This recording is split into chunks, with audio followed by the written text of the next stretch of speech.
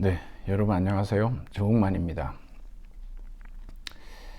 그, 어, 우리가 이제 종교와 문화라고 하는 이러한 이제 교과목을 이렇게 이제 공부하고 있는데, 그 현대 사회에서 이제 그 종교를 대신하고 있는 그러한 어떤 이론이 무엇이냐라고 얘기한다면, 뭐 한 분야이긴 한데요. 여러분, 특히 이제 우리 그 음모 이론이라 그러죠. 예. 미국도 그 11월 대선을 남겨두고 점점 더 큐아논이라고 하는 뭐 딥스테이트니라고 하는 그러한 어떤 음모 이론들이 상당히 힘을 받고 있는 게 사실인 것 같습니다. 왜냐하면 뭐 도널드 트럼프가 그것을 굉장히 부추기고 그 지지자들로 하여금 실제로 믿는 것을 넘어서서 행동하도록까지 하기 때문에 사실 그 일상에서 개인들이 뭐 주먹질을 하고 이런 폭력 사태는 좀 비일비재한 것 같습니다. 한국 사회도 예외가 아니고요. 그리고 특히 이제 뭐 유럽도 마찬가지입니다. 왜 그럴까요? 네, 아마도 어떤 일이 벌어졌는데 그 일에 대한 그 사회적 자본으로서의 신뢰가 많이 깨져 있고, 다시 말해서 이제 민주주의가 제대로 작동하고 있지 못하다라고 할 수가 있고요. 그런 것들을 정치적인 셈법으로 이용하려고 하는 그런 집단들이 분명히 또 존재하기도 하죠. 뭐 그 어떤 종교에 소위 변신론이라고 하는 이 세상에 왜 악이 존재하느냐라고 하는 것에 대한 일종의 이제 그 어떤 논리적 설명 체계가 이러한 그 현대인들의 이런 그 뭐라 그럴까요? 어떤 그 편집증적인 그러한 성격들로 인해서 더 강화되고 있는 것이 아닌가라는 생각을 하게 됩니다. 뭐 어제 제가 PD 수첩을 봤더니 PD수첩에서 이제 음모론에 대한 얘기가 좀 나왔는데, 어떤 여러분들도 우리가 이제 그 이성적 논의를 통하지 않고서는 자칫 잘못하면 이것은 뭐 배우고 못 배우고의 문제가 아니거든요. 그러니까 우리가 그런 부분에 있어서 항상 제정신을 차리고 살지 않으면 안 되는 상황에 놓여 있습니다. 자, 오늘은 여러분 우리가 이 그 도교를 좀 살펴볼 텐데요. 우리 이제 교재를 보면 여러분 나와 있지만, 특히 우리는 이제 뭐 불교, 유교를 다 공부를 했습니다. 그런데 이제 유교하고 도교의 근본적인 차이는 어디 있냐면, 아무래도 유교는요, 그 지배층의 어떤 윤리 도덕, 이런 그런 실천 체계를 말한다라고 한다면, 도교는 그에 비해서 대단히 이제 어떤 민을 중심으로 한 이런 민중의 삶, 생활 밀착형 종교다라고 얘기해도 큰 무리는 없을 것 같습니다. 그래서 여러분, 우리 여기에서 뭐 도교하고 유교가 양대 산맥과도 같은데, 윤리와 실천을 강조하는 유교가 뭐 양에 해당한다면, 도교는 제가 이제 나중에 마지막에도 말씀드리겠지만 상당히 조금 이렇게 뭐 불로장생, 뭐 신선이 되는 이러한 굉장히 신비한 측면들을 많이 강조하고 있거든요. 그러다 보니까 조금 음에 해당한다라고 이렇게 얘기를 하셨습니다. 이렇게 뭐 음양에 대해서 얘기하는 거는 너무나 자연스러운 게, 이것은 이제 우리 어떤 이 동아시아 종교가 갖고 있는 어떤 가장 기본적인 공통된 요소들이기 때문이기도 하죠. 자, 그러면 이 따오이즘이라고 하는 이 도교는요, 엄격하게 이렇게 따져보면은 이 두 가지로 우리가 그 이루어져 있다는 걸 알 수가 있는데요. 우선 여기 도가 사상이라고 나와 있습니다. 썩 마음에 들지는 않습니다만 저는, 그런데 이렇게 많이 뭐 도가 철학, 이렇게 이 철학과 내에서도 그러한 이제 교과목명으로 나와 있긴 하지만, 제대로 쓰기 위해서는 노장 철학이라고 쓰는 것이 맞습니다. 근데 여기서 이제 도가 사상이라고 이렇게 얘기를 하고, 그 이유는 제가 조금 먼저 말씀드리자면, 노자와 장자는요, 이 도 개념이 굉장히 많이 다릅니다. 예, 그리고 우리가 이것을 소위 노자를 보는 관점에서 장자를 해석 못해요. 예, 장자 역시도 마찬가지고요. 그렇기 때문에 이걸 같이 이렇게 놓고 노장이다라고 얘기하는 것도 자칫 잘못하면 오해를 불러일으킬 수가 있는데, 그 부분을 제가 명확하게 갈라서 여러분께 말씀을 드릴 겁니다. 또 하나 이제 도교 신앙이 있는데, 이 도교 신앙이라고 하는 것은 장도릉에 의해서 창도가 됐지만, 사실상 장도릉이 이걸 처음부터 만들었다라고 할 수는 없습니다. 이미 중국 내에 많은 민간 신앙들이 있었고, 원시 신앙들이 있지 않습니까? 그러한 어떤 자연 종교가 이제 이 노장 사상과 결합되면서 그런 어떤 이론적인 지원을 받은 거죠. 근데 기존에 있었던 것들, 그래서 그것을 갖다가 이제 어떤 신앙 체계를 만들어낸 그러한 형태가 도교이기 때문에 이 자연 종교로서의 도교 신앙이 있죠. 재미난 건 뭐냐면, 우리 이게 노장 사상은 정신적으로 누릴 수 있는 절대 자유와 초월을 추구한다 그랬는데, 사실 이거는 이제 장자에 더 해당이 된다라고 보여지고요. 도교 신앙이라고 하는 것은 이러한 뭔가 이렇게 어떤 절대적 자유인, 어떤 뭐 자유, 어떤 초월, 뭐 이런 것들을 얘기하는 게 아니라 육체적으로 불로장생하는, 장생불사하는 신선이 되는 것을 목적으로 갖고 있거든요. 상당히 뭐 형이상학, 형이하학 이런 식으로 얘기할 수 있을 정도로 매우 다른 그러한 그 사상과 신앙이 결합되어 있는 것이 도교다라고 여러분이 보시면 되겠습니다. 자, 뭐 도교 신앙, 뭐 장도릉 얘기가 이렇게 나오죠. 네, 그래서 이제 우리가 이 도교 신앙이라고 하는 것은 말씀드린 대로 민간 신앙이 집대성도에 있는 건데, 도대체 어떤 신앙들이 여기에 구체적으로 들어있냐? 안내문에 보면은요, 뭐 무축, 이 샤머니즘을 얘기하는 겁니다, 여러분. 나중에 뭐 이런 사람들을 갖다가 뭐 방사, 도사 이렇게도 얘기하죠. 그 다음에 음양, 오행설이 있죠. 태극에서 음양에서 결국 그것들의 이제 5가지 요소인 모카토금수라는 오행이 나오죠. 그 다음에 신선설, 그렇죠. 불로장생의 신선이 되는 거. 이러기 위해서는 어떻게 되는지에 대해서 우리가 제일 마지막에 양생설에 대해서 볼 겁니다. 그 다음에 이제 참이설이 있는데, 이게 뭐 도찬설, 참이설, 그래서 우리나라도 이제 정감록이 있지 않습니까? 그러니까 미래에 대한 어떤 그 예언서, 비서죠. 이런 것들이 또 있습니다. 그러니까 이런 것들은 그 원시 또 민간 이런 데서 많이 민중들의 삶 속에 상당히 많이 이렇게 침잠되어 있었다라고 하는 걸 우리가 알 수가 있죠. 자, 그러면 우리 노자부터 한번 살펴보도록 그렇게 하겠습니다, 여러분.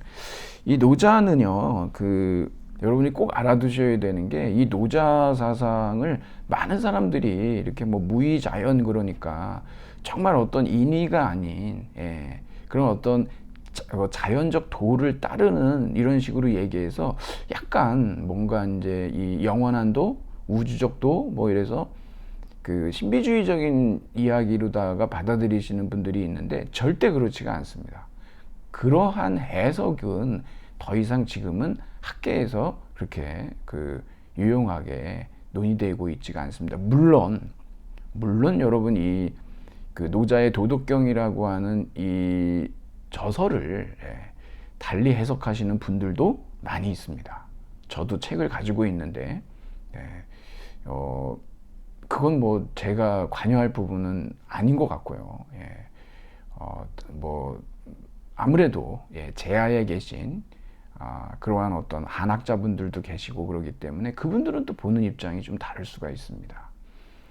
뭐 18대 단군이다, 노자가, 이렇게 보시는 분도 계신데, 저는 그런 얘기는 제가 여기서 할 수가 없고, 제가 이제 그런 건 능력도 안 되지만, 아무래도 이제 아카데믹한 논의에서는 조금 좀 뭐 이렇게 사이드로 두고, 저희는 아무래도 그래도 학계에서 논의되고 있는 좀 그런 얘기들로 가는 게 맞을 것 같아요. 그래서 노자는요, 여러분이 스테이티즘이라 그래가지고 이건 국가주의를 얘기하고 있고요. 그리고 이 제왕학이기도 합니다. 이 통치자가 어떠한 어떤 덕성이라든가 통치수를 가져야 되는지에 대한 이야기가 바로 노자의 도덕경이에요.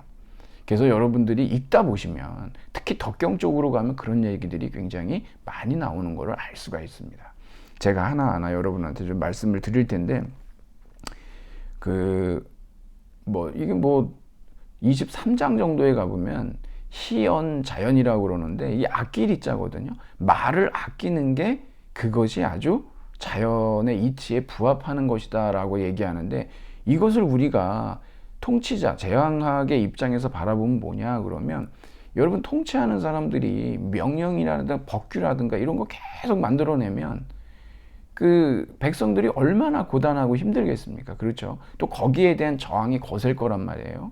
그런 차원에서 그런 법령이나 법규가 좀 적은 것들이, 오히려 그런 것이 아니라 행위로 보여줌으로써 하는 것들이 자연의 도에 더 적합하다. 그러니까 통치자의 자질, 덕성 이런 것들을 강조하다는 걸 알 수가 있거든요.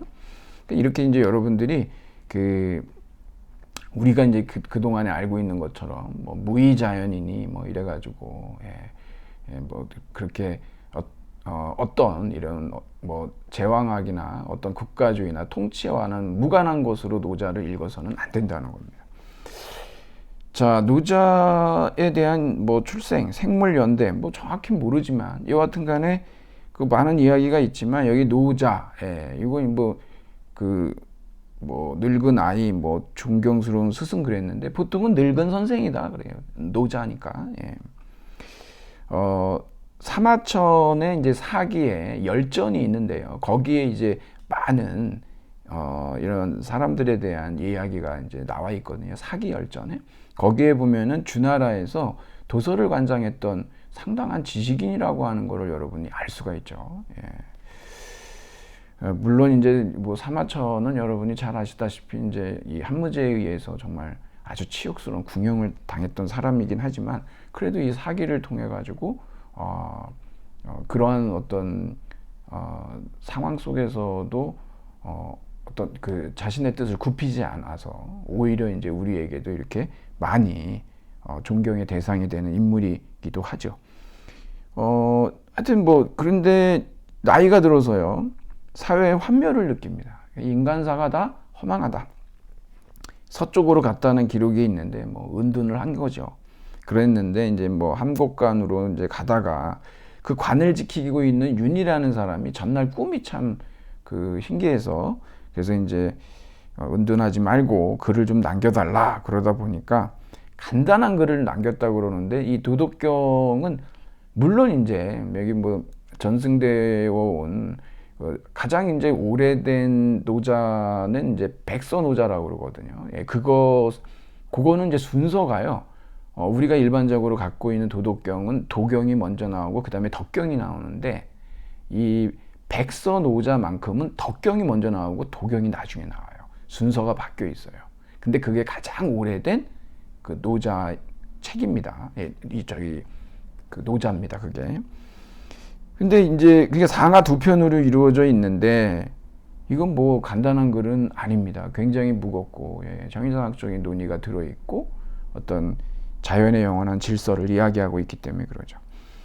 자, 그리고 뭐 여기에 대한 그 내용은 그 다음은 여러분들이 좀 읽어보시고, 이 노자의 이 도덕경이 그 후대에 미친 영향이라는 거는 뭐 이루 말할 수가 없죠. 근데 일단 여러분 그 156쪽에 도덕경의 가르침 위에 보면은요, 도덕경에 나타난 세계관이나 자연관, 여성관에 크게 이제 관심을 많이들 보인다 그러는데, 이 환경 문제나 그 다음에 여성 문제, 왜 그러냐면 여성성이 굉장히 많이 강조되고 있습니다. 이게 현묘한 암컷이라 그래서 현빈이라고도 얘기하고, 그래서 상당히 이런 상선약수다. 그래서 어떤 부드러움을 상당히 많이 강조하고 있고 그러거든요. 그래서 그렇죠. 도덕경의 가르침은 여러분들이 여기 우리 이 선생님께서도 정확하게 말씀해 놓으셨지만 많은 분들이 도덕경 그러니까 아 이거 무슨 뭐 도덕 철학서 같은 거 아닌가 그러는데 그거 절대 아닙니다, 여러분. 예. 이 도덕경이라고 하는 건 상하권으로 나눠져 있다고 그랬죠. 그래서 우리가 보통 갖고 있는 책들은 도경이 먼저 나오고 그 다음에 덕경이 나와요. 물론 제가 말씀드렸던 백서노자에서는 그러니까 덕도경이라고 해야 되겠죠. 덕경이 먼저 나오니까 그 덕도경이라고 할 수 있는 그런 책, 그렇게 번역해 백서노자를 번역한 책도 제가 가지고 있는데, 예. 자, 그러면 도덕경 제1장을 보면은 이제 첫 문장에 이제 아주 유명한 말이죠. 도가도, 비상도, 명가명, 비상명. 근데 백서노자는요, 이 상자로 나오지 않고 항자로 나와요. 도가도, 비항도, 명가명, 비항명 이렇게 나와요. 항상 항자이죠. 예. 이게 이제 그 백서노자와 그 다음에 우리가 갖고 있는 노자 보통 이 판본이 좀 다릅니다. 그런 의미에서. 보통 우리가 이것에 대한 해석을 할 때 많은 분들이 이거 놓고 이제 논의들을 많이들 해온 건 사실입니다. 그런데 도라고 하면 그건 영원한 도가 아니다. 예, 이렇게 보통 하거든요. 예. 뭐 이건 뭐 학자마다. 예. 근데 보통 이런 식으로 합니다. 도라고 하면 영원한 도가 아니고 이름이라고 하면 영원한 이름이 아니다라고 하는 마치 무슨 뭐 산은 산이되 물은 물이다라고 하는 성철 스님 그러다가 나중에 그 산은 산이 아니고 물은 물이 아니다 이런 굉장히 선문답 같은 얘기가 처음부터 등장을 한단 말이에요. 근데 여기서 나오지만 도라고 할 수 있는 도는 영원한 도가 아니다 그랬는데 도라고 한다라고 하는 건 뭐냐면 이미 도를 언어화했다라고 하는 거거든요. 언어라고 하는 것은 독일에 굉장히 그런 게 잘 나와 있는데 베그라이펜이라 그래가지고 베그리프 그러는데 베그리프가 뭐냐 그러면 개념이에요. 컨셉이죠. 영어로 하면 베그라이펜 그래서 잡다 이런 거거든요. 예. 개념이라고 하는 건 어떤 것들 딱 잡아버리는 건데 테두리가 생깁니다. 한계가. 그러니까 도는요 우리가 그렇게 언어로 딱 규정 짓고 개념화할 수 있는 것이 아니라는 거예요. 그러니까 도라고 하면 이미 그것은 영원한 도가 아니다라고 하는 거죠. 노자가 얘기하는 도하고요. 장자가 얘기하는 도가 달라요. 먼저 여러분한테 말씀을 드리자면 노자가 얘기하는 도라고 하는 것은 지금 여기도 나와 있지만 이미 이 우주에 그러니까 천지 만물의 근원으로서 시원으로서의 그러한 도가 있습니다. 그런 영원한 도가 존재하고 있어요. 그것으로부터 자연이 나온 겁니다. 예, 거기에서부터 이따가도 보겠지만 우주 그 생성론이 등장을 하거든요. 다 도에서 나오는 거예요. 그런데 이 장자는 어떻게 보냐 그러면은 장자가 그 우리가 이제 중요하게 봐야 될 이 재물론에 보면 뭐라고 그러냐면 도행지이성이다라고 해요. 도라고 하는 것은 걸어가서 행지이성 만들어지는 거다. 여러분 이 도라고 하는 건 우리가 뭐 진리라고도 얘기하고 길이라고도 얘기하잖아요. 그러니까 이거는 장자 같은 경우는 우리가 산을 다닌다 그러면 우리는 산길이 이미 놓여져 있는 옛날부터 놓여져 있는 산길 그 길로 우리가 간다 그러면은 그건 노자 개념이고 장자의 얘기로 하면 여러분이 걸어가잖아요. 예, 그 길도 없는데 여러분이 가잖아요. 그럼 그게 길이 되는 거예요.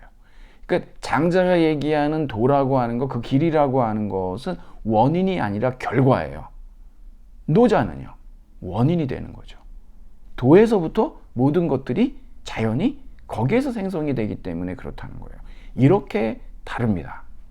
네, 이렇게 달라요. 그렇기 때문에 우리가 노자를 통해서 장자를 읽을 수가 없게 되는 겁니다. 이게. 많이 사람들이 예전에는 노장철학 그러니까 노자를 통해서 장자 읽으려고 하다가 많이 이제 낭패를 보게 된 거죠. 지금은 그렇게 안 봅니다. 노자를 우리가 이제 국가주의, 제왕학이다라고 얘기한다면 장자 같은 경우는 이것은 뭐냐 그러면 이 사람은 변화의 철학자예요. 될 화자죠. 변화를 굉장히 많이 강조하고 거기에다가 이제 아나키즘적이라는 거예요. 예. 이따 우리가 더 보겠습니다. 이거 얼마나 다릅니까? 한쪽은 국가주의고 스테이티즘이고 하나는 아나키즘이에요. 같을 수가 없는 거죠. 자, 그래서 여기 하여튼 도는 이렇게 해서 개념이 불가능하다. 이걸 어려운 말로 치힐한다라고 하는데, 예, 이건 뭐 캐물을 수가 없다는 거예요.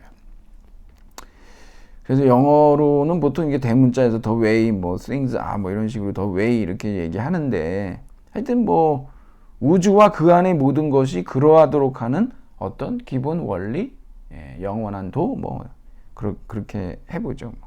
그래서 이제 이것이 이제 그 도경의 제 1장에 이제 나오는, 예, 이 정도는 여러분이 외워두시면 좋죠. 도가도, 비상도, 명가명, 비상명이다. 그럼 뭐 좀 그러잖아요. 굉장히 또 중요한 그 첫 구절이고요. 그리고 도덕경에 또 도가 많이 들어있는데 여기 25장에 가보면은요, 분화되지 않은 완전한 무엇, 하늘과 땅보다 먼저 있었다 그러죠. 예, 그렇잖아요. 예. 예, 천지의 앞선 도입니다. 예, 다 도에서부터 나온 거죠. 소리도 없고 형체도 없고 무엇에 의존하지도 않고 변하지도 않고 두루 편만하여 계속 움직이나 없어질 위험이 없다. 그래서 여기서는 세상의 어머니, 그러니까 천지 만물의 어머니다. 이런 여성성들이 많이 드러나 있다는 겁니다. 42장에 보면 이게 바로 우주 생성론이에요. 예, 이게 노자의 우주 생성론인데 도가 하나를 낳고 하나가 둘을 낳고 둘이 셋을 낳고 셋이 만물이 낳는다. 무슨 얘기인지 아시겠죠? 그러니까 노자가 말하는 이 영원한 도라고 하는 것은 그것으로부터 모든 천지 만물이 삼라만상이 다 등장하는 거예요. 예, 시원이라고 근원이라고 얘기하는 거죠. 그래서 만물의 근원, 존재의 근거다. 도덕경의 용어를 보면 이거는 뭐 유무 이렇게 규정할 수가 없어요. 예, 말씀드렸다시피 언어로 개념화할 수 없고 잡을 수가 없단 말입니다. 그냥 궁극실제다 뭐 이렇게 얘기하고 궁극적으로 도의 본질에 관한 논의는 불가능하다 이렇게 얘기하는 거죠. 그래서 이제 56장에 그런 말을 하는데, 이 56장의 이 얘기는 장자의 장자에도 나와요. 이걸 뭐냐 그러면 아는 사람은 말하지 않고 말하는 사람은 알지 못한다 그러는데 지자불언 언자부지 그러죠. 예, 아는 사람은 말 안 하고, 예, 말하는 사람은 알지 못한다라고 하는 굉장히 유명한 이야기입니다. 이게. 예. 자, 그래서 이제 도덕경에서는 도에 대해서 왈가왈부하기 전에 어떤 도의 본체라든가 그런 원리 뭐 이런 것들에 대해서 어느 정도는 하지만 그것을 완전히 실체적으로 규명할 수는 없기 때문에 거기에서 이제 덕을 봐라라고 얘기하는데, 여러분 사실 덕자가 득자예요. 예, 옛날 같은 뜻입니다. 이런 게. 그러니까 여러분도 여기 우리가 이제 육아 철학에서도 봤지만 날생자나 그 성정할 때 본성할 때 성자 있잖아요. 이것도 같은 뜻이에요. 예, 예. 그래서 이 덕이나 득이나 예전에는 같은 의미입니다. 고대에는. 이걸 어떻게 이렇게 재밌게 설명하셨냐 그러면 도와 덕으로 살면 득이 된다. 예. 덕이 득이다 그런 거죠. 예. 자, 그러면 이제 도라고 하는 것은 덕의 실제고 리얼리티고 덕이라고 하는 것은 도의 작용성이라는 걸 알 수가 있죠. 이제 도에 의해서 이 덕이 어떻게 이제 드러나는 겁니다. 그래서 이제 도와 함께 살고 뭐 이렇게 이제 쭉 이런 얘기가 나오는데, 그러면 이제 도의 작용이나 원리를 한번 체득해서 그대로 따라서 살면 되는데 어떻게 살아야 되냐? 159조. 그러니까 지금 도의 본체, 그다음에 도의 작용인데 이 작용은 특히 덕이죠. 득. 일단 여기 되돌아감이라는 말이 나오는데 이게 40장에 보면 여러분 유명한 말이에요. 여기 반자 있죠. 예. 이게 뭐냐 그러면 반자 도지동이라고 그래가지고, 예. 이 되돌아오는 것은 되돌아온다라고 하는 것은 도의 운동이다라고 얘기를 합니다. 여기에서도 지금 환자도 나오고 복자도 나오고 그러는데 어떤 것들이 서로 대립되잖아요. 예, 그러면은 다시 그 반대로 돌아오게 돼 있다는 거죠, 이게. 예, 여기 지금 설명도 잘 되어 있지만 달이 차면 기울고 보름달이면 이제 그다음부터 또 줄어들겠죠. 민물이 오면 썰물이 오고 낮이 밤이고 밤이 깊으면 새벽에 가까웠다 그런 얘기 하지 않습니까? 그 마찬가지입니다, 이게. 그래서 인간사도 세웅지마다. 예, 여러분 세웅지마의 이야기는 여러분이 잘 아실 겁니다. 예, 사실 우리가 이 세상을 살면서 너무 일희일비할 필요는 없다라는 그런 가르침이죠. 예. 왜 그러냐면 정말 좋은 게 좋은 건지 정말 나쁜 게 나쁜 건지 사실 그거에 대해서 우리가 명확하게 이렇다 저렇다 얘기하기 어려운 게 뭐냐면 사실은 그 속에 다 들어있단 말이에요. 네, 그 속에 사실은 좋은 것과 나쁜 것이 같이 들어있기 때문에 하지만 이제 어느 한쪽이 성하면 어떤 한쪽이 쇠하게 되는 그래서 이렇게 반자도지동이다 라는 얘기가 나오는 것이죠. 아주 유명한 얘기입니다. 이것도. 그 다음에 이제 함이 없다. 무의. 여러분 무의 자연이라는 말은 우리가 많이 알고 있죠. 여러분 동양에서의 자연이라고 하는 것은 스스로 그런 거예요. 누가 시켜서 하는 게 아니죠. 이게 인위적인 게 아니라는 거예요. 그게 바로 무의죠. 이 무의라고 하는 것은 그러니까 이 자연이라고 하는 거 있지 않습니까? 이 동양에서는 이 자연이 뭐냐 그러 자연은 불이 나다 그러는데 왜 그러냐면 이 노자가 얘기하는 이 자연 그다음에 이 도 뭐 이런 것들은 어떠냐면은 그 인격적인 게 아니에요. 인간하고 상관이 없습니다. 그러니까 이 세상에 이 도의 작용이라고 하는 거, 그 다음에 도의 본체라고 하는 것들은 도에는 어떤 의도도 목적도 없어요. 그것을 얘기하고 있는 거예요. 이게 바로 도의 작용이고 이런 걸 우리가 무의라고 하는 거죠. 어떤 의도나 목적이 없다는 거예요. 그래서 무의 자연인 거예요. 그래서 그 도가 이렇게 함이 아닌 함의 원리다. 무의인데 하지만 이 무의이기 때문에 못하는 게 없어요. 그래서 여러분들이 그래서 여기에서 함이 아닌 함의 원리다라고 얘기하는 이유가 그런 데에 있는 것이죠.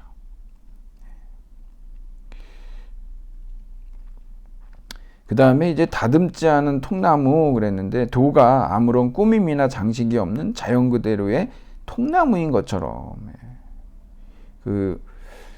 우리가 이제 뭐 많은 프로그램 보면 그냥 이렇게 통나무 잘라가지고 다듬지 않아 놓은 거 있잖아요. 마치 그런 것이 도다. 그래서 나 중심의 생각을 적게 하고 욕심을 줄여야 된다. 뭐 소사과욕이라고 얘기하거든요. 그러니까 사적인 건 줄이고 욕심도 줄이고 그래서 완전한 비움에 이르고 참된 고요를 지키는 거 치허극 수정독이라고 얘기를 합니다. 이렇게 해서 덕을 보는 삶 이게 득이 되는 길이다. 그래서 여기에 대해서는 이제 행복이 있잖아요. 여러분 이제 우리가 이 행복 방정식이 있는데 행복 방정식이라고 하는 것은 분모는 절제고 분자는 욕망이에요. 뭐 욕망이 클수록 아무래도 우리가 이제 그 욕망을 다 충족시키면 행복할 것 같은데 근데 사실은 또 욕망의 역설이 있죠. 끊임없이 또 그것을 충족시킬 수도 없는 노릇이고 이 노자가 얘기하는 건 뭐냐 그럼 과욕이라고 말씀드렸다시피 뭐냐면 이건 빼기의 철학이에요. 덜어내라는 거예요. 덜어내라. 여기에다 덧붙이라 플러스의 의미가 아니라는 거죠. 그래서 거기에 보면은 하루하루 없앰이라고 하는 게 나오는데 그래서 도의 길은 하루하루 없애가는 것이다. 그렇죠. 위도 일손 이게 줄여가는 겁니다. 하나하나 이게 빼기의 철학이라고 하는 거죠. 이것도 사실은 황제에게 공고되는 통치 방식이거든요. 그 백성들을 향해서 너무 많은 어떤 통치 행위를 하는 것보다는 그것을 줄이는 거, 그것이 더 통치에 유리하다라고 하는 것이죠. 그래서 이렇게 하게 되면 이렇게 무의를 하게 되면 결국 무불이다. 하지 못함이 없다. 사실 우리가 무엇인가를 의도나 목적을 갖고 해야만 유의해야만 무엇인가를 정말 이룰 것 같은데 오히려 그렇지가 않다라고 하는 거죠. 그래서 우리가 도에 대해 가지는 잘못된 선입견이나 지식을 버리면 도와 그 하나됨의 경지에 이를 수가 있다. 이런 걸 가지고 우리가 이제 치허극이라고 얘기를 하는 거죠. 이게 비우면 그렇게 될 수가 있다는 얘기입니다. 자, 뭐 이게 그 도덕경에 대한 이런저런 얘기들이 나오는데 거기 밑에서 세 번째 줄에 보면 도덕경은 본래 다스리는 자를 위한 지침서였다라고 얘기하죠. 예. 여기에서 지금 아까 제가 말씀드린 대로 이건 제왕학이고 그 다음에 국가주의를 얘기하고 있는 것이다라고 하는 것, 이것을 우리가 까먹으면 안 됩니다. 그래서 국가나 제국을 옹호했던 그러한 정치 철학자가 사실은 이제 노자다라고 여러분들이 꼭 알고 계시면 될 것 같아요. 자, 그러면 이제 장자로 한번 가보죠. 이 장자는 이제 우리가 장주라고도 얘기하고, 장자니까 장 선생님이죠. 장 선생님. 아까 말씀드린 대로 이제 아나키스트죠. 예, 아나키스트입니다. 그 다음에 어떤 될 화자, 이 변화에 대한 강조죠. 기원전 4세기고 뭐 맹자와 거의 동년배였다 그러는데, 두 사람이 서로에 대해서 언급하지 않는 걸 보면 모르고 살았던 것 같습니다. 아무래도 장자는 전국시대에 송나라에서 온나무밭에서 일했다라고 얘기하는데, 여러분 아시다시피 뭐 이 춘추 전국시대, 이 전국시대는 뭐 전쟁과 뭐 정말 뭐 권모술수 뭐 그러한 시대 아니겠습니까? 그래서 그 장자가 남긴 책이 있는데 그게 바로 장자죠. 예, 저도 이제 이렇게 옆에 있는데, 그 장자는 이제 장자라는 책이요, 4편, 7편, 외편 15편, 자편 11편, 그래서 이게 도합 33편입니다. 이게 총. 근데 여기서 여러분 장자의 사상이 가장 오롯이 잘 들어있다라고 보통 얘기하고, 그리고 장자 본인이 썼다라고 보통 얘기하는 게 4편에 7편이에요. 4편이 제일 중요합니다. 그렇다고 뭐 다른 건 안 봐도 되냐, 그거는 아닌데 그렇게 중요하게 많이들 생각하고, 여기에 이제 장자의 사상이 굉장히 깊이 있는 사상들이 많이 나오거든요.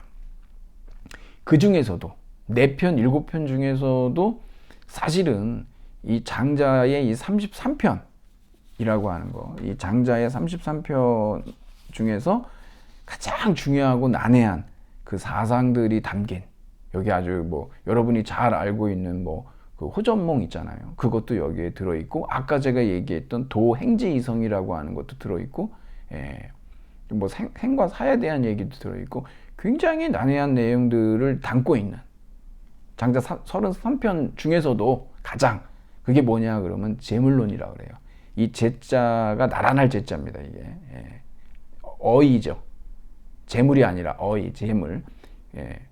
그러니까 모든 사물을 나란하게 한다라고 하는 그러한 의미로서의 재물론인데, 이 재물론이 사실상 가장 그 장자의 33편 중에 어렵고 난해하고 중요한 사상이 많이 담겨 있습니다. 자, 그 장자의 가르침으로 한번 가보면 거기 밑에서 두 번째 줄은 꼭 읽어볼 필요가 있어요. 장자는 무엇을 가르치기보다는 우리가 가진 상식적 고정관념, 이분법적 사고방식, 거기에 기초한 인습적 세계관이나 종교관의 내적 모순을 우리 스스로 살펴보고 타파하여 자유로운 삶을 살도록 도와줄 뿐이다. 이게 핵심이에요. 장자는 일종의 뭐 프리드리히 니체처럼 기존의 가치관에 대한 재평가, 진짜 망치의 철학자고 다이너마이트의 철학자라고 얘기할 수가 있습니다. 그래서 상식적 사고하고 세속적 가치에 대해서 반역하고, 그래서 이 사람은 해탈의 논리를 주장하게 되는 것이죠. 그러니까 뭐 니체도 그랬지만 이 장자 역시도 어떤 사람이냐 그러면 도덕관념? 그거는 뭐 인간이 만들어낸 인습에 불과하다. 벌써 이제 입장이 좀 다른 것이죠. 그러니까 인의, 뭐 예악, 뭐 그런 거 뭐. 그래서 우리가 이따도 살펴보겠지만 장자는 정말 그 절대적 자유인, 얼마나 그 넘나듦이 자연스러운지, 막힘이 없어요. 그러한 소통의 철학자죠. 이에 비해서 우리가 뭐 논어나 맹자라고 하는 것은 도덕 교과서라고 하는 거를 우리가 알 수가 있죠. 일단 우리 여기 이제 4편에 그 첫 번째 나오는 그 저작이 뭐냐면 소요유라고 하는데요. 소요유에 여기 이제 그 구속이 없는 절대의 자유로운 경지에서 논의는 것을 소요유라고 한다 그러는데, 이 소요유의 첫 번째 나오는 이 서막에 나오는 얘기가 바로 여기서 대붕 이야기입니다. 여러분 이게 그 아주 중요하죠. 여기 지금 나온 것처럼 북녘 바다에 이 곤이라는 물고기가 사는데 이게 어떻게 돼요? 변화가 돼요. 변화가 일어나죠. 예. 셀프 트랜스포메이션이 되는 거예요. 자기 변화. 아까 제가 말씀드렸다시피 장자는 항상 변화를 강조하죠, 여러분. 곤이란 물고기가 변해서 뭐가 되냐 그러면은 대붕이 됩니다. 이게 새가 돼요. 근데 이 새는요, 마치 그 보를레르의 그 뭐랄까요, 그 악의 꽃에 나오는 알바트로스처럼 이건 보통 막 폭풍우가 오고 그래야만 하늘을 날아요. 왜? 날개가 너무 커가지고 그러거든요. 뭐 삼천리 막 이렇게 되니까. 여기에 있는 이 대붕도 마찬가지인데 바람이 불면 9마일이나 되는 하늘길을 이제 올라가는데 이것도 바람도 보통 바람이 아니라 회오리 바람. 예, 이게 진짜 진짜 허리케인이나 돼야 날 수 있는 그 정도란 말이에요. 스케일이 대단하죠. 예. 그래서 이렇게 올라갔는데 여기엔 지금 나오지 않지만 여기 보면은 있잖아요, 여러분. 메추라기가 밑에서 보고서 쟤 왜 저러는 거야? 그러면서 막 비웃습니다. 우리 예전에 어른들이 그런 말씀 하시지 않나요? 뱁새가 황새 따라가다가 가랑이 찢어진다 이런 얘기도 하고 그랬지만 사실 여기하고 아주 무관하진 않아요. 대붕은 엄청난 새죠. 근데 이 메추라기가 메추라기가 이 대붕의 마음을 알겠습니까? 예, 그런 것도 우리가 여기에서 엿볼 수가 있어요. 예. 이렇게 이제 인습이나 어떤 그 사회의 관습, 그런 도덕, 명리 이런 데에 구속되어 있는 인물들이 과연 이렇게 그 절대 자유인의 경지에 이른 사람의 심정을 알 수가 있겠냐, 이런 것들이죠. 대붕 이야기가 그런 거죠. 이걸 통해서 이제 얘기하려고 하는 것은 결국 그 자기 변형이라고 하는 것도 있지만 그러한 회오리 바람에 의존해야만 한다. 우리가 이 세상에 태어났을 때 그냥 홀로 무엇인가를 다 할 수는 없잖아요.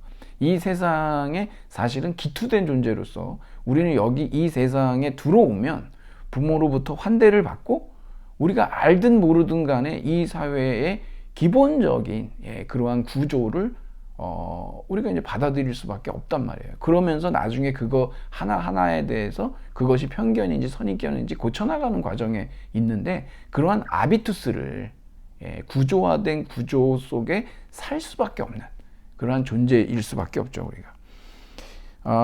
이 장자가 여기에서 얘기하려고 하는 것은 바로 이 어떤 자유인, 이 정말 이 자유로운 삶에 대해서 얘기를 한 대붕의 삶에 대해서 얘기하는데, 그래서 이 도의 세계라고 하는 것은 이게 도행지이성이라고 아까 얘기했지 않습니까? 항상 변화와 유전의 세계라는 거예요. 변화를 강조하고 있는 겁니다. 이걸 통해서 우리가 알 수가 있죠. 그 다음에 여러분 여기 장자가 우물한 개구리 실제로 있는 그대로 못 보고 이렇게 한다 그래가지고 원숭이 같다라는 얘기를 한다고 그랬는데 여러분 이거 우리 잘 알다시피 조산모사인데 이런 거에 대해서는 여러 가지 해석이 가능하기 때문에 해석의 가능성들은 많이 열려 있습니다. 이게 아시다시피 이 저공이라는 사람, 이 원숭이 키우는 사람인데 원숭이를 얼마나 사랑하는지 몰라요. 왜 그러냐면 아침에 3개 주고 저녁 때 4개 주겠다고 그랬더니 원숭이들이 화를 내니까 이거 이러면 안 되지. 그래서 사랑하는 마음에서 그럼 다른 걸 원하나 보다. 원숭이들이 원하는 건 다른 거잖아요. 소통하기 위해서 그러면 아침에 4개 주고 저녁 때 3개 주면 어떨까 그랬더니 그건 좋다고. 많은 경우에 이 조산모사를 사람들이 뭐라 그러냐 그러면 얄팍한 기만술로 사람을 속이는 거라고들 얘기들은 하지만 그렇게만 해석할 필요는 또 없어요. 왜 그러냐면 원숭이들은 사실 아침에 4개를 먹고 싶고 도토리를 저녁 때 3개를 먹고 싶었는지도 모르는 거예요. 그리고 이 저공이란 사람은 기꺼이 소통하려고 했던 거예요. 됐어, 그만해. 그냥 아침에 3개고 저녁 때 4개야. 이러고서 그냥 끝났어. 그리고 가둬놓고 이러는 게 아니라 그 타자의 요구에 마음을 열고 적극적으로 소통하려고 하고 자기 자신이 그런 개방성을 갖고 있었다라고 이렇게 우리가 해석해 볼 수도 있다는 겁니다. 왜 그러냐 그러면 여기에서 나오는 게 뭐냐면 사물을 양쪽으로 볼 수 있는 양행의 길이다 그랬는데 사실상 우리가 그 어느 한쪽만 보면은요. 그러니까는 아침에 3개, 저녁 때 4개야. 조삼모사 해가지고 저공이 그렇게만 봤다면 얘기 안 했겠죠. 근데 다른 편도 본 거예요. 4개, 3개도 봤다는 거죠. 그게 이제 그 일종의 뭐냐 그러면 장자가 얘기하고 있는 것들은 일종의 시비, 선악, 옳고 그름 이렇게 이분법적이고 그렇게 어떤 아주 극단적인 양항 대립으로만 이것을 보지 말고 전체적으로 한번 봐라 이거예요. 그러한 시각을 여기에서 얘기하고 있는 것이죠. 그래서 여러분들도 이 조삼모사의 이야기를 단순한 누군가를 얄팍한 누군가에게 속임수 쓴다라고 보지 마시고 결국 따지고 보면 만물은 다 하나다라고 하는. 자, 그러면 그 다음에 이제 나비의 꿈이 있죠. 이 나비의 꿈도 여러분 무엇을 강조하는 거냐 그러면 정말 꿈속에서 뭐 장주가 나비가 된 건지 나비가 장주가 된 건지 이거 역시도 뭐냐면은 바로 이 만물의 변화에 대해서 물화에 대해서 얘기하는 거예요. 이게 만물이 뭐 장주가 이렇게도 되고 뭐 나비도 되고 나비가 장주가 되기도 하고 이렇게 이것은 무엇을 얘기하려고 하느냐 그러면 현대인들 특히 우리 이제 17세기 과학 대혁명 이후에 우리는 어떤 문제들을 대할 때마다 항상 원인과 결과 인과관계를 따진단 말이에요. 근데 지금 여기 나비의 꿈을 보면 이거 재물론에 나오는 얘기입니다. 나비의 꿈을 보면 뭐냐면 인과관계가 없어요. 이게 바로 뭐라고 얘기하냐 그러면 거침없이 넘나든다는 거예요. 거침없이. 이것이 바로 참 자유인이에요. 장자가 무엇을 얘기하려고 하는지 여러분도 조금씩 이제 감이 오실 겁니다. 그러니까 162쪽의 맨 밑에서 두 번째 줄에 보면 우리가 지금 가진 일상적이고 상식적인 의식을 바꿔야 한다라는 거죠. 소위 여러분 이런 그 우리에게 있어서 초월적 가치라는 거 있잖아요. 국가, 특히 이제 명절 지났는데 가족주의 막 이러잖아요. 특정한 어떤 가치들 이런 것들에 대해서 우리가 한번 곱씹어 볼 필요가 있다는 겁니다. 이거. 왜냐하면 이런 것들은 다 이데올로기로 이제 작동을 하는 것들이고 대부분 사실상 어떤 통치를 위해 무엇인가 이득을 주는 것 같지만 사실상은 그것은 하나의 그 외견상의 착각일 뿐이고 사실상은 어떤 더 효율적인 통치의 어떤 작동 기제다라고 하는 거죠. 그런 것들을 우리가 이제 보기 위해서는 이런 그 상식 이런 것들을 이제 뒤집어 봐야 된다, 바꿔야 된다라는 거죠. 자, 여기에 보면은 여러분 아침 햇살 같은 밝은 그랬는데 이거 조철이라고 합니다. 조철. 이게 도에 대한 깨달음이거든요. 이런 건 뭐에 의해서 오는 거냐 그러면 망각에 의해서 와요. 장자는 이 잊을 망자를 많이 써요. 무엇을 잊으라는 얘기일까요? 기득의 가치를 잊으라는 거예요. 그래야 무언가 나오죠. 마치 니체가 자라투스트라는 이렇게 말했다 해서 보면 어린아이 같은 것이죠. 거기에서 뭐 어린아이는 무엇이냐 그러면 항상 그 망각을 한단 말이에요. 그거는 기존의 가치를 잊는 거죠. 잊어야 무엇인가 새로운 걸 창조해낼 수가 있어서 그러는 거죠. 조철이고 하나를 보는 체험이다, 견독이다 그러는데 이거 이제 삶의 유한성을 본다라고 하는 겁니다. 그래서 이제 마음을 굶기고 심재라고 그러고요. 나를 잊어버린 오상아 이것도 다 제물론에 나와요. 그리고 앉아서 잊어버린 좌망 그러거죠. 이게 뭐냐면은 이즘의 수양론이에요. 이즘의 수양론. 읽기가 얼마나 어려운지 몰라요. 여러분 우리가 어떤 것을 망각한다는 거 있잖아요. 건강한 사람만이 할 수가 있어요. 우리가 과거에 있었던 어떤 트라우마 잊혀지지 잘 않죠. 왜냐하면 그것은 일종의 트라우마라고 하는 것은 죽음에 대한 각성이었기 때문에 그러거든요. 그거 어떻게 쉽게 잊혀집니까? 쉬운 게 아니라 평생 어렵죠. 그런데 잊을 수 있는 사람은 건강한 사람이에요. 그러니까 이것에 대한 장자의 수양론이죠. 그렇게 하면은 의식의 변화가 있게 되어서 죽음과 삶마저도 초월하게 된다 그러는데, 이 뭐 장자의 책에 보면 지북류라고 하는 책에 생과 사가 결국 하나예요. 그냥 흩어지는 게 사고 모이는 게 생이에요. 생하고 사라고 하는 건 뭐 완전히 다른 이런 게 아니고 동전의 양면에 불과하다는 거죠. 그래서 여러분 장자 부인이 여기 이제 외편의 지락편에 보면 나오는데 장자 처사다 그래서 나와요. 제가 이제 저희 어머니한테도, 저희 어머니가 이제 연세가 있으시다 보니까 어느 날은 뭐 죽음이 너무 두렵다 그러면서 막 우시더라고요. 그래서 제가 장자 책을 가져와가지고 장자 처사 그 부분을 읽어드렸어요. 여기에 보면 뭐라고 나오냐 그러면 해자라는 사람이 이 사람은 이제 해자라는 사람은 여기에 이제 등장하는데, 이 사람은 어느 쪽 라인이냐 그러면은 육아 쪽에 있는 사람이에요. 그러니까 뭐 도덕이나 윤리, 관훈상제가 얼마나 중요합니까? 그렇죠? 진짜. 그런데 왔는데, 해자가 왔는데 보니까는 장자가 뭐 하고 있냐 그러면 질그릇을 치면서 노래를 하고 있어요. 여기 춤을 추진 않아요. 좀 경박스럽죠, 춤추는 것까지는. 근데 이게 질그릇을 두들기면서 노래를 하고 있으니까 해자가 자네 뭐 하는 거냐? 응? 자네 아내가 그렇게 죽었는데 살아온 정이 있지 어떻게 그럴 수가 있느냐라는 얘기를 하죠. 그건 뭐 당연한 거 아니겠습니까, 사실상?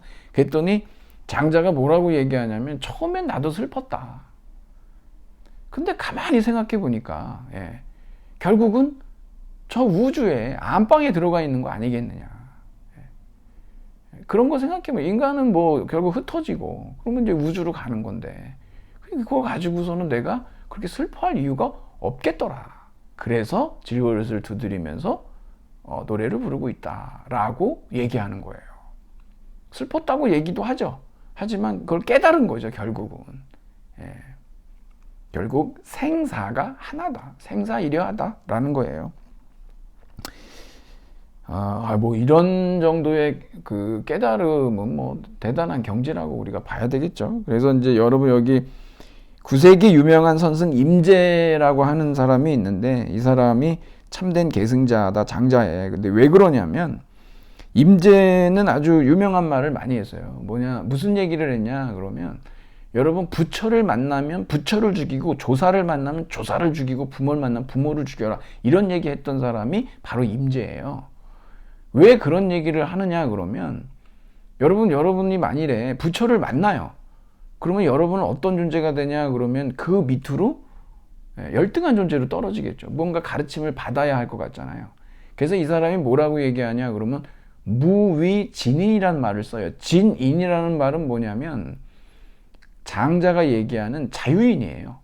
이상적인, 육아에서 얘기하는 성인이 되는 게 목적이잖아요. 그 성인과 마찬가지로 진인이에요. 이루려는 목적인데, 위는 이제 자리 위자인데, 자리가 없는 그런 진인 있잖아요. 자리가 없다는 건 뭐냐 그러면은, 누가 등장하게 되면 당연히 나는 그 밑에, 그러니까 스승이 있으면 제자가 돼버리고, 제자가 있으면 스승이 있잖아요. 이렇게 돼버리니까, 그렇게 되면 어떻게 되냐 그러면은 벌써 어떤 기존의 그 초월적 가치에 억압당한 게 될 수밖에 없다는 거죠. 그런 걸 다 없애버리란 얘기예요. 그래서 벌거벗은 있는 그대로의 주체, 그 삶을 살아가라라고 하는, 그게 이제 자유인이잖아요, 진인. 그게 이제 임재라고 하는 사람도 그런 얘기를 이제 했던 것이죠. 자, 그러면 여러분 그 민간 종교로서 도교로 한번 가보겠습니다. 거기에 보면은 완전히 이제 좀 정반대의 입장을 이제 가지고 있고, 여기 보면 장도릉이라는 사람이 있어요. 말씀드린 대로 창도자인데, 그렇다고 이 사람이 전부 처음부터 만든 건 아니라는 거 여러분이 알고 계셔야 됩니다. 그렇죠? 원시신앙, 그 민속신앙이 다 거기 들어와 있었던 것이고, 그것을 하나로 이렇게 종합할 수 있는 능력이 있고, 그러면서 도교라고 하는 것을 이제 창립을 한 거죠. 장도릉이 7살 때 노자 도덕경을 읽었어요. 그리고 도참서적들, 천문지리, 예언서 이런 걸 막 읽고, 시대가 험악하여. 어떤 시대인지 여러분 아시죠? 뭐 아주 뭐 역병이 돌고 팬데믹 막 도둑질이 난무하고 뭐 계속 뭐 이민족 쳐들어오고 이 관리들은 그냥 전부 탄관오리고 뭐 살 수가 없는 거예요. 그래가지고 그냥 다 떠돈 거죠. 예. 그러다가 용호산에서 단약을 만듭니다. 이게 불로 장생약, 단약을 만들어요. 사람들 병을 고쳐주기 시작했고 3,000명이 따르기 시작해서 사천성으로 가서 도교를 창립했다. 그래서 이제 노사 상이주라고 하는 글을 지었는데 이게 이제 도교 이론이 되겠습니까, 이게. 그리고 이제 도교의 목표는 불로장생의 신선이 되는 거예요. 신선 사상이죠. 우리도 뭐 산에 보면 뭐 산신령께 빈다 막 이러고 그러지 않습니까? 그러면서 장도릉이 이 노자를 갖다 신격화를 시킵니다. 그래가지고 태상노군이라고 얘기를 하고 교주로 받들고요. 예. 그러면서 이제 여기에 지금 나와 있듯이 그 도덕경을 노자 5천문이라 해가지고 경전으로 삼고, 그리고 자기는 이 태상노군에 의해서, 노자에 의해서 봉함을 받은 천사다. 여기 이거 천사 여러분 잘 보셔야 되죠. 이게 하늘에서 보낸 스승이란 뜻이에요. 그래서 여기에서 이제 천사도라고도 하고, 쌀 5말 받아서 오두미도라고 이렇게 불리기도 한다는 거죠. 예. 근데 사실상 이게 그 기존에 이 민간 신앙에도 있었던 사상인데, 여러분 제가도 여러분한테 물어보기도 했지만 황로 사상이라는 게 있는데요. 그 육아에서 얘기하는 요순 시대 있잖아요. 아주 유토피아적인 세상이었죠. 대동사회. 이 도교도 마찬가지로 사망 시대가 있었어요. 여러분 아시다시피 복희씨, 뭐 신농씨, 황제가 있었지 않습니까? 여기 황자는 이제 누르황자를 쓰는 거죠. 복희는 이제 주로 이런 어떤 역의 팔괘를 만들었고, 다른 것들도 많이 만들었습니다만, 그 다음에 이제 신농씨는 이제 뭐 농사, 의술 이런 쪽으로 유명하고, 이 황제가 바로 이제 달력, 화폐 이런 것들을 만들었다라고 하는데, 많은 사람들이 이 황제를 갖다가 상당히, 이거 신화적인 중국 역사에서의 신화 전설이 시작이거든요. 지금은 뭐 중국에서는 이 사망 시대까지도 역사 시대로 넣느라고 새로 역사 쓰고 있죠. 예, 지금. 근데 이제 이 황제하고 이 노자 있지 않습니까? 이 황제하고 노자를 갖다가 이렇게 조화시키는, 이러한 그 사상이 있는데, 이걸 우리가 이제 보통 이거 황로 사상이라고 이렇게 얘기를 하는 거죠. 황제가 이제 고대의 전설적인 제왕인데, 이상적인 군주이고 도가에서는요. 그러다 보니까 황제와 노자의 학설로 이루어진 사상을 우리가 뭐라고 그러냐 그러면 황로 사상이다 이렇게 얘기한다는 거예요. 이걸 꼭 알아두세요, 여러분. 요순처럼 이 도가에서는 이 황제를 갖다가 아주 이상적 군주로 보는 겁니다. 자, 그리고 이제 여기 4세기에 보면은 이제 이 동진 때 가롱이라고 하는 사람이 있는데, 여러분 사실 우리 대한민국도 마찬가지지만 산신제 드리고 막 그러잖아요. 우리도 산악신앙이 있어요. 신선 다 산에 살잖아요. 그래서 뭐 자연인이다 이렇게 가보면은 뭐 이렇게 수영 기르고 신선인 줄 알았다 막 이런 얘기도 하고 그러지 않습니까? 그러니까 그런 신선 사상, 산악 사상 진앙이 이게 이제 우리에게도 이제 큰 영향을 끼쳤다는 걸 알 수가 있죠. 여기 보면 포박자가 이렇게 있는데, 제가 이것 때문에 여러분한테 그 얘기를 좀 드리려고 그러는데, 그리고 이제 구체적인 건 여러분한테 이제 자료로 제가 드렸습니다. 요거 이제 요 양생수를 좀 얘기하고 오늘을 좀 마무리 지으려고 하는데요. 여러분, 이 도교의 목적은 뭐라고 그랬습니까? 불로 장생의 신선이 되는 거죠.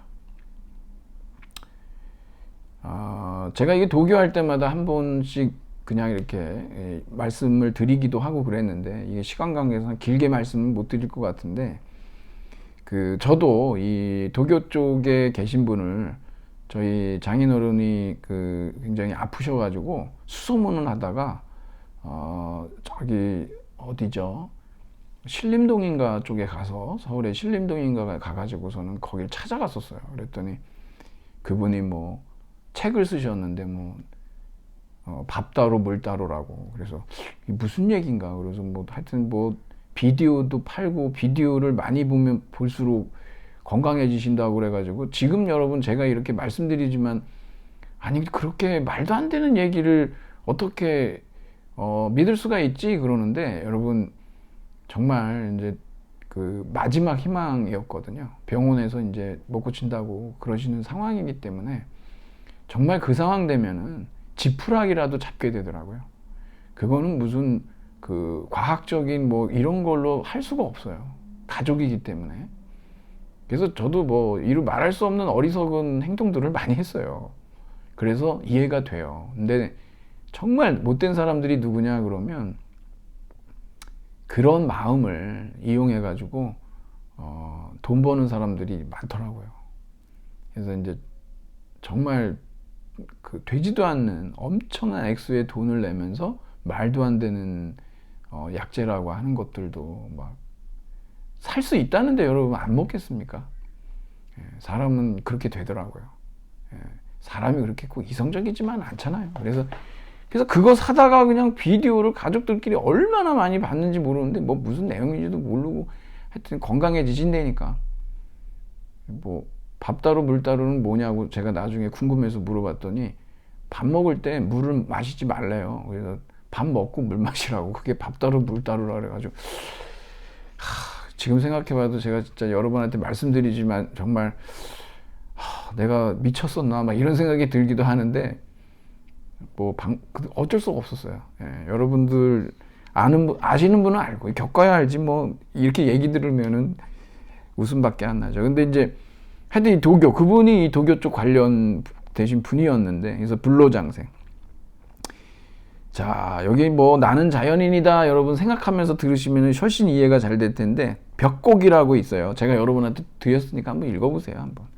장을 깨끗이 해야지 오래 살 수 있다 그래가지고 오곡 대신에 약초라든가 그것도 화식이 아니라 그냥 자연식으로. 옛날에 보면 이렇게 뭐 생쌀 드시는 분도 막 계시고 밥을 안 드시는 분도 많더라고요. 이게 이제 벽곡이라고 하는 하나의 양생술의 방법이에요. 그리고 복이라고 하는 게 있는데 이거 여러분 법제에서 먹는다 그러죠. 이렇게 돌 같은 거 캐면 그 속에 금속 같은 게 들어있는데 그걸 깨가지고 그걸 또 이렇게 하면은 이제 거기에서 먹을 수 있도록 뭐 계속 그걸 갖다가 뭐 다리고 뭐하고 그래가지고 법제해서 그걸 이제 복용하면 그렇게 좋다. 이게 이제 우리가 얘기하는 이제 금단 같은 거 있지 않습니까? 이게 불로장생약. 옛날에 이제 그 당나라 때 황제들이 이거 이게 다 수은이지 않습니까? 그래서 먹고 죽었던 사실이 많이 있죠. 여기 이제 비소가 들어있고 뭐 이런. 그 다음에 조식이 있는데 이 조식이라고 하는 거는 호흡이잖아요. 여러분 요가 생각하시면 됩니다. 이 호흡법 굉장히 중요하죠 이게. 그래서 뭐 심호흡을 계속하면은 뭐 오래 살 수 있다. 사람이 태어날 때 호흡이 뭐 횟수가 정해져 있는데 그래서 1분에 그 가장 적게 어떤 분은 그냥 한 번 숨으로 3분까지 간다. 신선도에 뭐 굉장히 내공 저기 하신 분들은 그렇게 숨을 적게 쉬면은 장생할 수 있다. 이게 이제 조식이고 그리고 이제 여러분 도인술이 있는데 그 이제 이 신체의 어떤 그 기를 돌리는 거죠 이게. 그리고 여러분 마지막에 이제 방중술 잘 아시죠? 뭐 제가 여러분한테 뭐 구체적으로 제가 이렇게 말씀드리는 기는 좀 그러고 한번 찾아보세요 여러분이. 이 접이 불르다라는 말이 있는데 그런 것들도 하나의 뭐 그 양생술의 5가지 이게 중에 하나라고 하는 이게 이제 많은 사람들이 이 불로장생을 위해서 현실 속에서 실천했던 그러한 이제 방법이기도 하죠. 지금도 뭐 일부 분들은 뭐 이 중에 어떤 것들을 실천하시는 분들도 계세요. 뭐 기체조 같은 것도 하시는 분들도 뭐 많이 있고 기공 수련 이런 거 있지 않습니까? 그러니까 그게 이제 현대에도 우리 많이 남아 있는 것을 알 수가 있습니다. 자, 그리고 여러분이 여기 이제 민간 종교로 마지막 단락에 보면 도교가 민간 종교로서 중국에서 계속 맥을 이어오고 있는데 아시다시피 여러분 뭐 민중의 아편이니 이래가지고서는 공산당이 그냥 다 때려 부수고 그랬죠. 그다음 문화 대혁명 때도 그러고. 하여튼 지금 뭐 대만에는 그 천사도 있지 않습니까? 이게 지금 정일교가 되어 있는데, 예, 대만에 있는데 여기서도 지금 뭐 그 천사를 뽑는 과정에서 뭐 갈등도 굉장히 많다라고 얘기하고. 그래서 이런 큰 사원들이 있는데 세계 테마기행 같은 데도 보면은 이런 도교 사원들이 있어요. 우리 도관이라고도 하거든요. 거기 있는 분들 뭐 우리가 또 도사라고 하는데, 이렇게 그 건물이 있으면 그걸 갖다가 우리가 이제 성립도교라고, 예, 교단도교, 성립도교라고 얘기하고, 그렇지 않고 그냥 민간에 떠도는 그런 도교들이 있죠. 그래서 이건 또 민중도교. 예. 그래서 한국도 전통적으로 무속신앙이 이 도교를 갖다가 이렇게 좀 대신한 부분들이 있다라고 얘기하는 것이죠. 네. 네, 우리가 오늘은 이런 식으로 해서 여러분들하고 우리가 이제 중국 고유의 종교 중에 하나인 이 따오이즘, 이 도교에 대해서 살펴봤습니다. 그래서 우리 노장 사상과 그 다음에 이제 어떤 도교 신앙, 이 두 가지가 도교라고 하는 이 종교의 어떤 양대 기둥이다라고 하는 거, 그러면서 이제 노자와 장자의 사상적인 차이, 그리고 도교로서 이 도교가 어떤 식으로 해서 어떤 사상, 황노 사상을 바탕으로 또 어떤 체계들, 또 어떤 양생수를 구사하는지, 이런 것들에 대해서 한번 살펴봤습니다. 네, 그러면 오늘 그 수업은 여기까지 하도록 그렇게 하겠습니다. 네, 여러분 수고하셨습니다.